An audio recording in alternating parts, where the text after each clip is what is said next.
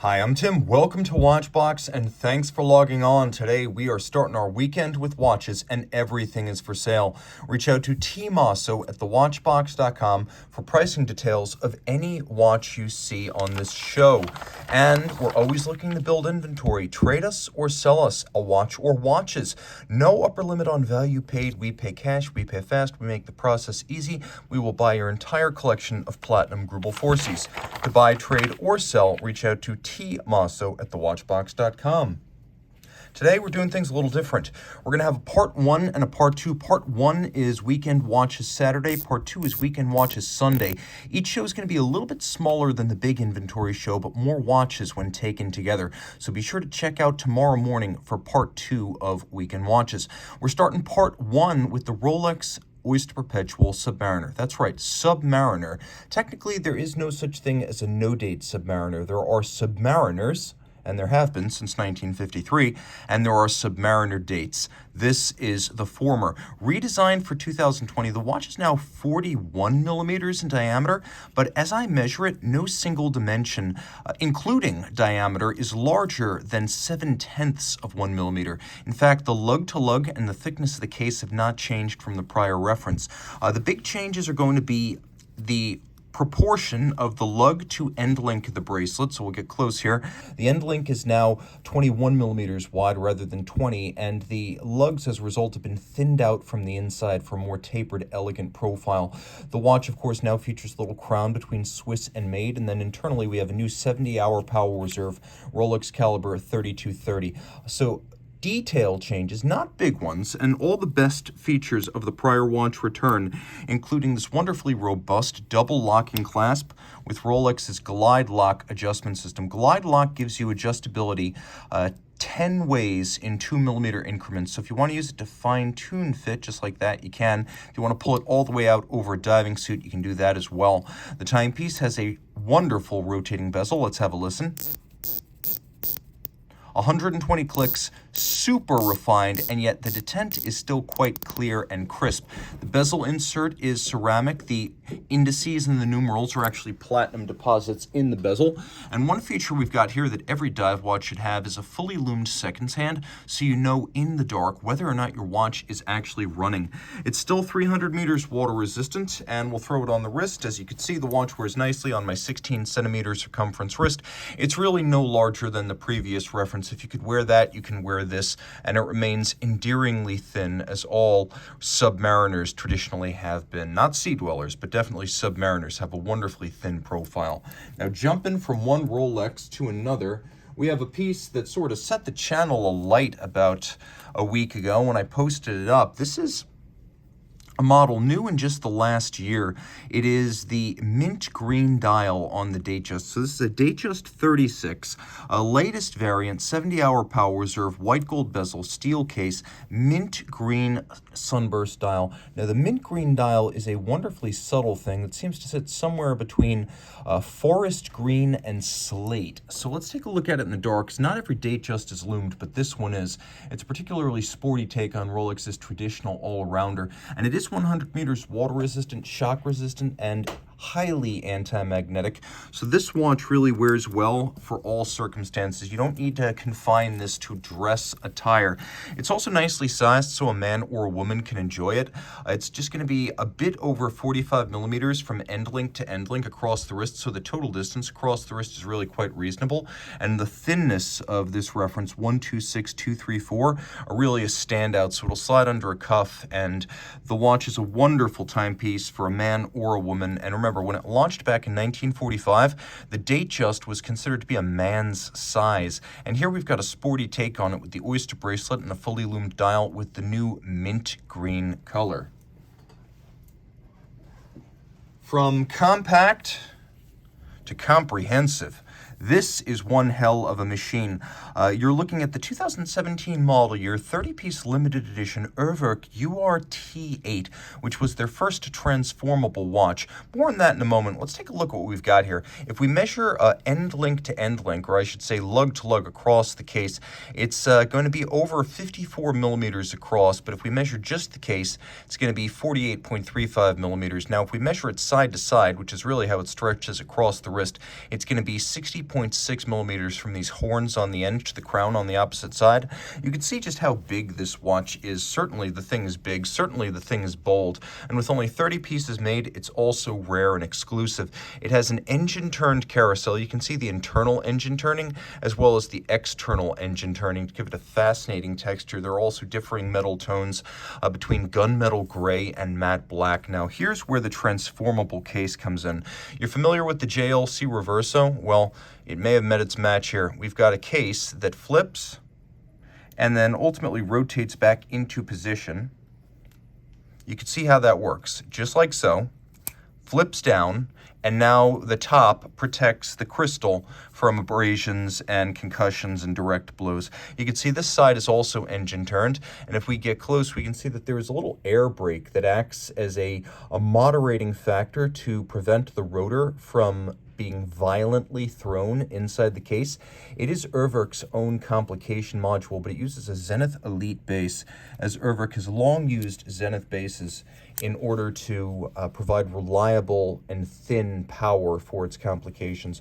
Let's talk about the complication here. We've got a traditional Urwerk satellite hours as created by Felix Baumgartner, and you can see right now it is 6:30, so we have this little digital scale. Now it is 6:40, now it is 6:45, and you will note that the carousels actually feature carousels within carousels. You've got the big one, and then you've got the small rotating carousels within each sub-assembly. And yes, it is loomed. In fact, it's quite well loomed. Remarkably so, as it's easy to read in the dark, and really there's no problem in that regard. Even as it rotates, you're going to find it's quite easy to keep track of the current time. Right now, for example, 11:15. It's that simple to do. Taking a quick look at the remainder of the watch on the underside, there's not a whole lot to see, but it is impressively made, and like all Urwerk pieces, the tolerances of the rotating case are truly impressive. It feels remarkably crisp. It feels remarkably robust, and everything has a sensation of absolute quality, almost like we're talking about a high-quality rifle or military-grade firearm. It is very, very impressive. And you can see it says here, 20th anniversary, because this watch came out in 2017. That was the Urwerk 20th anniversary. They first showed up to Basel with the UR-101 in 1997.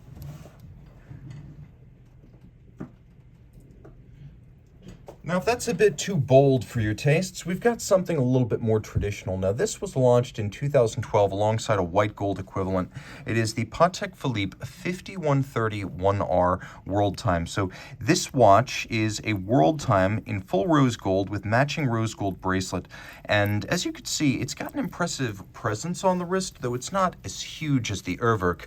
Patek Philippe in full gold with a bracelet to match definitely declares itself without undue bulk. Now, the watch is 39.5 millimeters in diameter. It's just under 10 millimeters thick. It easily slides under a cuff. You can see that with the end lengths of the bracelet, it's still a good fit for my wrist, though I think this watch is probably ideal on a wrist of 15 centimeters circumference or larger, so you don't want to get a whole lot smaller. If you live in a tropical climate or a place where it gets hot, you're going to note that your straps tend to get moldy and encrusted rather quickly.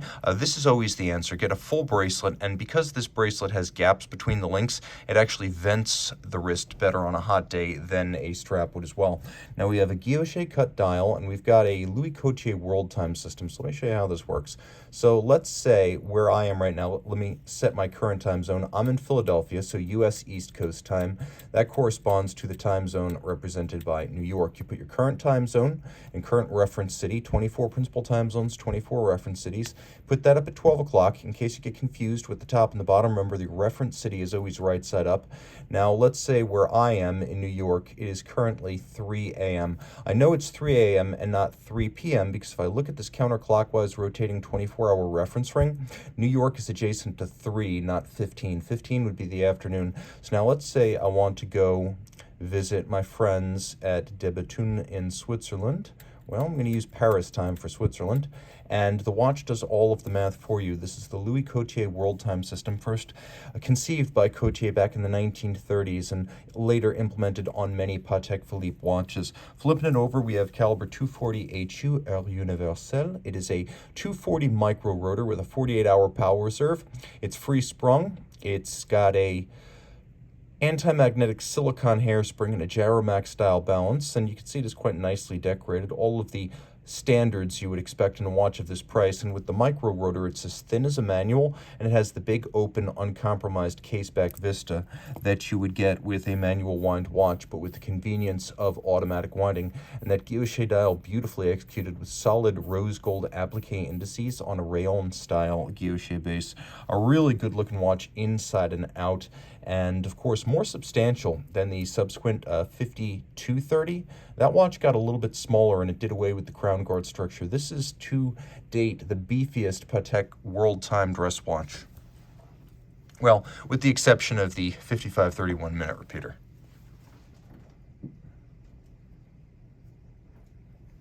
Now jump into another Patek.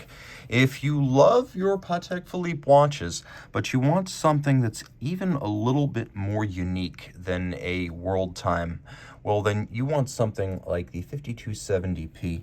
The 5270 originally came out back in the early 2010s, I believe 2011 was year one for the model line.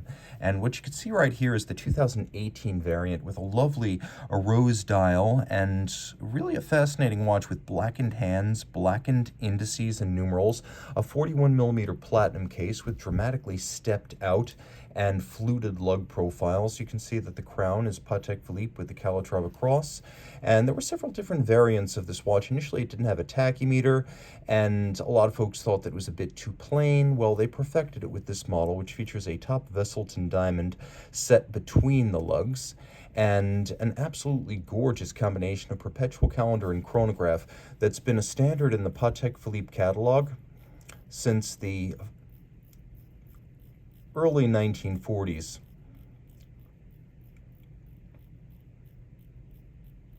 As the original Patek Philippe perpetual calendar wristwatch bowed in 1941. Wonderfully crisp actuation of the chronograph mechanism. And then, as you can see right here, we now have caliber 29535 PS for Petit Seconds. It is still a very traditional column wheel lateral clutch chronograph. This tradition of perpetual calendar chronographs dating back to 1941. Initially, Patek used Valjoux movement bases. In the 1980s, it would transition to using Lemania bases, and then with this generation, the 5270 perpetual calendar chronograph using its own base movement. Now, a lot of folks complain about the lack of hacking seconds on Patek Philippe watches, but this has it. Of course, with the lateral clutch and the column wheel, you get a super traditional and beautiful layout that's easy to see. We have an instantaneous minute jumper for the chronograph. It's a manual wind with a 65-hour power reserve. The column wheel is capped and black polished. The clutch, which features golden chaton for the pivot jewels, entirely out of steel with a number of sharp outward points where bevels meet. Always very impressive to see that. We have an overcoil hairspring, 6-position adjustment, and a 4 hertz beat rate. We throw this watch on the wrist, and you can see it wears quite nicely, though it is large. It's approximately 49 millimeters from lug to lug, so I'm going to recommend you have a wrist at least my size to wear this well. So a 16 centimeter circumference wrist and up, but you can see it is a thin watch with a concave bezel profile, so it wears quite easily on the wrist. Now taking a look at the clasp, you would expect nothing less on a Patek, but you get a platinum clasp with a platinum watch. That is not the case with all other luxury brands, so Patek Philippe still doing things the right way. And by the way, guys, it's not yet the end of February. Perpetual calendar day may come only once every 4 years, but the jump from 28 to 1 is always a thrill. You can still have this watch in time to celebrate. Well, let's say you just want a perpetual calendar and chronograph separately. Well, we have separate perpetual calendar and chronograph watches from Patek Philippe here at the Watchbox. And this model, which was launched in 2022, is a variant on 2019's 5172G. What's different about this chronograph is that it has a lush and lovely salmon dial, salmon or copper, depending on your preferred nomenclature. And as with the 5270P, we have blackened hands and numerals. And unlike the 5230, 270p. We also have a fully loomed dial. How much do you love that? A very practical daily wear. This watch also includes lush and lovely syringe-style hands for the hours and the minutes, as well as sunken sub-registers. A case inspired by the historic reference 2405 with these lovely triple-tiered lugs. You can see that the case band, as with the 5270, features sharp angular protrusions, and this is Patek Philippe coming along in its case design and case construction. Since it bought Atelier Réuni in 1975, Patek's in-house case construction has grown more sophisticated through the years. Now, the watch also includes a full matching white gold deployant clasp, because it is a white gold watch. Patek uses gray gold, by the way, which is an upscale white gold that never needs to be rhodium plated. Flip it all over and you can see it doesn't look any different from the perpetual calendar on the reverse side, because the QP version of the 29535 has all of its additional complication, the calendar module, on the dial side. So if you want to pay less money but get the same dramatic case-back vista, you can get it here. And if I might opine, this one feels like it has even better column wheel tuning. Listen to this. Incredibly sharp and positive, and just as handsome. It has the same tech specs, with the exception that it does not have a perpetual calendar. Now, when you look in profile, you can see these lovely fluted and rounded Tasti Tondi tribute chronograph pushers. Again, a nod to Patek's history and heritage. This one a nod to the historic 1463 reference. A really cool all-around model. It is a 41, but it doesn't wear quite as large as the 5270 because it's not nearly as thick or heavy. Here you can see the watch wears well on my wrist, and it's a cinch to fit underneath the cuff. A really cool piece. I think the salmon dial, the blackened indices, numerals, and hands really make this watch. Plus, those lug profiles are gorgeous. This is a faultless chronograph. I love Audemars Piguet, but not the Audemars Piguet of today. I love the AP that stormed to prominence in the 20th century as part of the Holy Trinity due to its facility with fine finish, rare handcrafts, and complicated dress watches. And what we have here in this Edouard Piguet Grand Date Tourbillon is AP as it used to exist. We have a spectacular rayon guilloché dial in several different layers. We have a double-digit Grande Date, or large date. We have an elaborate tourbillon visible on the dial side with a wonderful black polished and beveled bridge. This acts as your seconds hand. You can also see how many different finishes there are on this dial, and the case in white gold is substantial but wearable. Flipping it all over, the movement is a sight to behold. This is as good as it gets. A caliber 2886, you can see, has a single large mainspring barrel with solarization on the barrel itself, a wonderfully dramatic and unique click with click spring to prevent the barrel from running backwards. Then we have 1, 2, 3, 4, 5, 6, 7, 8 interior angles where bevels meet in a sharp cleft joint. You can see that sharp crease where bevels meet.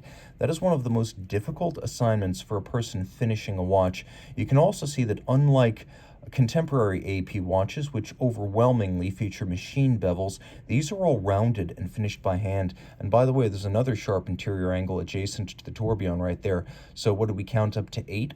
1, 2, 3, 4, 5, 6, 7, 8, 9. We're up to 9. You can also see there are sharp outward points where the bevels meet here and here and here and here. So you have both sharp outward beveled junctions and inward beveled junctions. All of this with a manual wind power reserve of 72 hours. The tourbillon is free sprung, adjusted in 5 positions, and equipped with an overcoil, which is both beautiful and effective at allowing the watch to run consistently in any physical orientation on your wrist or dresser at night. We have a large matching white gold logo style AP clasp, and you can see this is for big wrists. This Edouard Piguet Grand Date Tourbillon, it is a big time piece that requires probably a 17 centimeter circumference wrist to wear it, but if you want an AP that can stand up to any Royal Oak Offshore in terms of wrist presence and surpass any Royal Oak Offshore in terms of refinement, this is definitely your watch. This is the AP that I love. Now for some, Swiss just doesn't get it done. Let's say you're a German car fan, Or let's say you're heading to an upscale black tie Oktoberfest. Well, I've got the watch for you. Launched in late 2013 for the 2014 model year, we have here the Lange Söhne Grande Lange 1 moon phase. Now, of course, with the Grande Lange 1, you get a 41mm case, which is larger, but you also get a larger moon phase on the primary dial with the hours and the minutes. Now, the dial itself is made of sterling silver. It's a disc of silver that's cut, then galvanized this silver white. We have a moon phase here, but what sets Lange moon phase displays apart from other brands is that every Lange moon phase has a solid gold moon disc. So that disc is made of gold. And every Lange moon phase has an adjustment interval of once every 122 years. A standard moon phase is once every 2 years, 7 months. So this is a perpetual calendar style moon phase. You can adjust the indicated date. Let me just make sure we're out of the change zone so we're safe here. But you can adjust the indicated date using a pusher adjuster that has the same positive tactile feel of a fine column wheel chronograph, like, for example, a dotograph. We have a hacking seconds function. We also have a power reserve indicator for a 3-day twin-barrel manual wind power reserve, and when you flip the watch over, L0953, and it is beautifully executed. The highlights include German silver bridges and plates, with the copper content giving the alloy its golden hue. We have pivot jewels set in golden chaton fixed by fired blue screws. We also have polished screws in addition to blued. We have black polished cover for the escape wheel cock, as well as the swan's neck fine adjustment mechanism, mile-wide beveling. You can also see the same anglage rendered on the access ports for easier service, and then you can see that we have a freehand engraved balance cock. No two are exactly alike, all of this adjusted in 5 positions. We have a pocket watch style 3/4 bridge, and though the watch is large, it's not huge. I'll throw it on my wrist, which you know well to be 16 centimeters, and you can see it wears fine. I would say the smallest wrist you want to wear this on is probably 15 centimeters circumference. Any smaller and you're going to want a smaller Lange 1, but it is also super thin, easily sliding underneath the dress cuffs, no issues in that regard. A beautiful example of modern East German revival watchmaking. That said, the Swiss are the traditional power in high horology and in the haute de gamme, and it's been that way for a while. In late 2017, Vacheron reminded us of its history with 2 triple calendar launches, the 1942 and the 1948. This is the 1948, which is more elaborate than the 42 in that it features applique gold numerals and indices, a moon phase in addition to the triple calendar, and a solid gold case with lovely welded-on quasi-corne de vache lug profiles and gorgeous gadroons or strakes. Now we have a domed crystal and sapphire that's designed to look like a vintage plexiglass. This is, I believe, a reference, a 4240 tribute. So the original 1948 reference would have been Lecoultre powered, and I believe that was the 4240. Well, this is larger than that, but it's not huge at 40 millimeters in diameter. We have a lovely champagne-colored dial. There were 2 different versions of this, each made in 200 copies. One had blue numerals around the dial for the radial date and a blue moon phase disc, and then the other, which we have here, had red numerals and the red moon phase disc. On the reverse side, no more Lecoultre caliber. Now it's Vacheron in-house. By the way, I really like that serial number 199. It feels special. You can see the movement as well as the case both feature the Geneva seal. Since mid-2012, it has been a full watch standard for overall excellence. Now the 4400 is Vacheron's own movement, and it's a great one. 65-hour manual wind power reserve. We will fire it up so you get a sense of how it operates. And you can see it is poetry in motion. It also features a wonderful center wheel bridge, and you can see that the anglage here is beautifully mirrored. This is better than what you get at Audemars Piguet or JLC or Glasuta Original. This is undoubtedly started by mechanical means but finished by hand. You can't get that kind of gleaming, true, rounded, mirrored finish using only mechanized process. We also have lovely Côte de Genève, and you can see just how dark the gradient is from one side to the other of each stripe. Solarization on the barrel, and it is a large barrel. If you look, the barrel is almost the radius of the movement. That's very pocket watch-like. Plus, we have a center wheel architecture rather than an offset zenith style train, so this movement is built like a pocket watch. We have black polished screw heads with chamfered slots in circumference, satination on the train wheels, engine turning in 2 sizes on the base plate. A really good looking genuine watch adjusted in a high horology standard, 5 positions. This is as good as it gets from Vacheron. This is the kind of watch that made Vacheron. And while AP has pretty much given up on making meaningful numbers of anything but Royal Oak variants, Vacheron still has a well-varied collection, including everything from traditional dress watches to the overseas to high complications and even commissioned pieces. Vacheron might be the industry's current best-kept secret.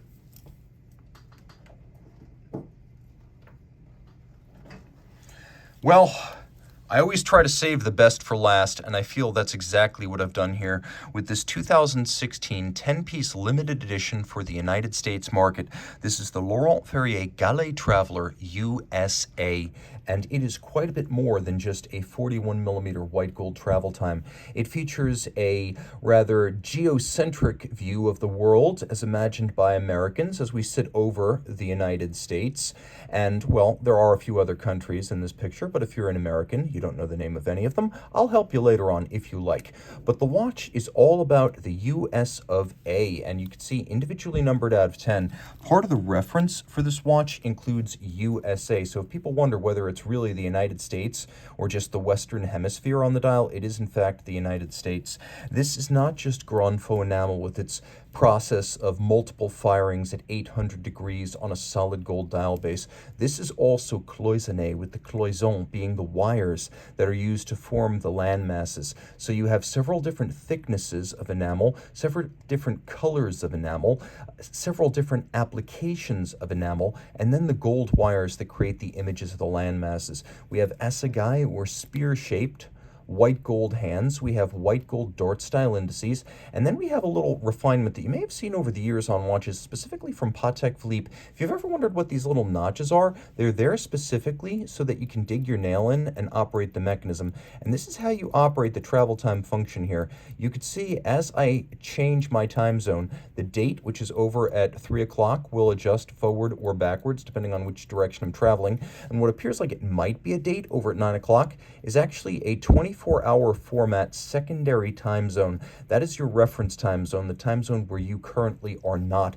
We have that lovely, smoothed, organic, pebble-like gallet, or pebble case, a vintage-inspired onion-style unsigned crown, and then on the reverse, one of the great movements in modern watchmaking. This is the Gallet Micro Rotor Automatic hitched up to the complication on the other side of the watch. So we still have a 72-hour power reserve by a silky smooth and silent micro rotor that sits on a jeweled staff with a ratchet.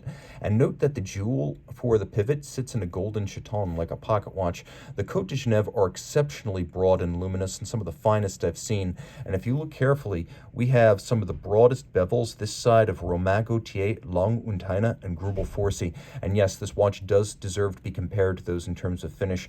We have a steel bridge for the rotor, a steel bridge for the balance. You can see both have been black polished. And then the balance bridge, or balance cock, because it's one-sided, features 4 sharp interior angles. Add 1, 2, 3, 4 more on the bridges themselves. And these are exceptionally broad bevels. We have an overcoil hairspring, we have a free-sprung balance, we have 6-position chronometer busting adjustment, and then a double direct impulse natural style escapement with 2 nickel phosphorus escape wheels. Like Breguet's 1802 natural escapement, they impulse the balance only in its direction of travel to and fro with tangential contact to improve chronometry, reduce maintenance requirements, and extend power reserve. And again, this is some of the finest finishing you will find with craft art to make the Patek Philippe cloisonné enamel world time watches green with envy. So if you like what you see here, reach out to Team Mosso at thewatchbox.com and tune in tomorrow on Sunday for part 2 of my weekend watches inventory show series.